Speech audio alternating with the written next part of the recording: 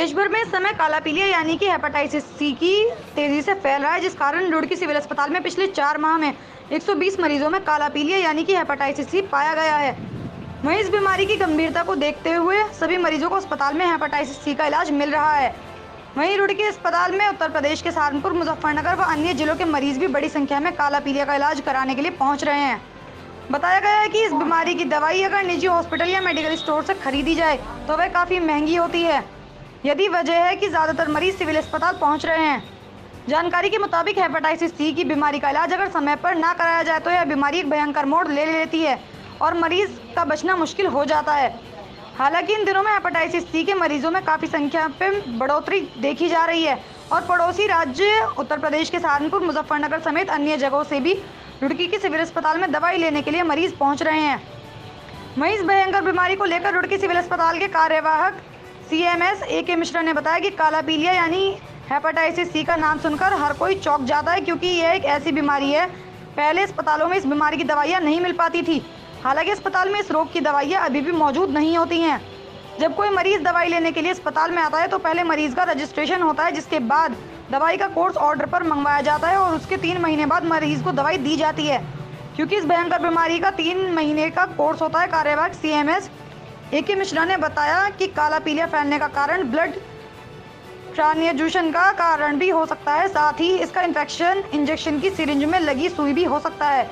उनका कहना है कि इस इन्फेक्शन की वजह से सेक्सुअल कंटेंट भी हो सकता है। उन्होंने बताया कि काला पीलिया यानी हेपेटाइटिस सी का समय पर इलाज न होने के कारण रोगी का लीवर खराब होने लगता है। रोग को अनदेखी करने पर बीमारी बड़ी लाइलाज रूप ले लेती है। यह एक तरह से लीवर का संक्रमण है, लेकिन अस्पताल में इसका इलाज मिल रहा है।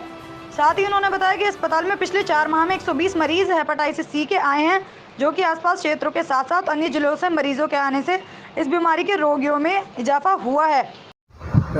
ये जो इसको जो काला पीलिया जो लोकल भाषाएं बोलते हैं, एक्चुअली ये हेपेटाइटिस सी जॉन्डिस है, हेपेटाइटिस सी वायरस से होता है।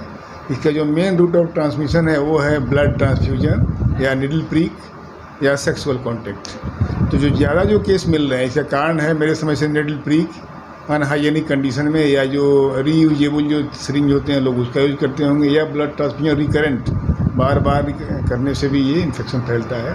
तो कारण जो मुझे समझ में अभी तक आ रहा है वो यही है कि या तो ब्लड से फैल रहा है ट्रांसफ्यूजन से, या निडल प्रिक से, या अनसेफ मेजरमेंट से जो निडल में करते हैं उससे होता होगा, या थोड़े बहुत जो सेक्सुअल कॉन्टेक्ट से अनसेफ सेक्स से होता होगा। मेरे हॉस्पिटल में पिछले अभी 4 महीने में 3 मेरे पास है अवेलेबल है डाटा।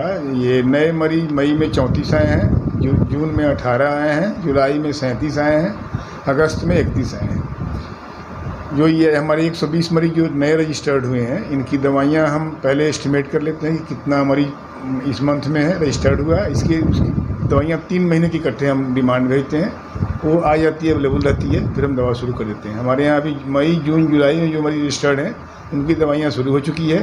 अगस्त में जो मरीज आए हैं उनका करके लिख करके डिटेल और अभी भेजा गया है, उसका दवा आते वो भी शुरू हो जाएगी। ये इसकी एक कॉपी जाती है CMO को, DTO को और DG को। डिमांड DG के यहाँ से की जाती है, DG ऑफिस से। तो वहाँ से दवाइयाँ हमें टाइम पर मिल जाती हैं। वहाँ से अब तक तो दिक्कत नहीं आई है, मिल जाती है। लेकिन अगर नहीं मिलती है तो फिर हम लोकल व्यवस्था के तहत मंगाते हैं दिल्ली से।